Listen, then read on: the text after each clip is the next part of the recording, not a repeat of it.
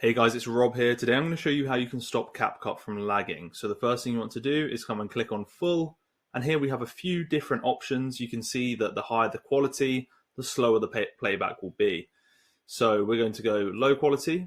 The next thing we're going to do is make sure you haven't got any clips selected, so just click in a blank space here. We're going to come up and click on modify. Then what we can do here is we can change the resolution and the frame rate. So if we come down and we choose custom, we can drop the resolution.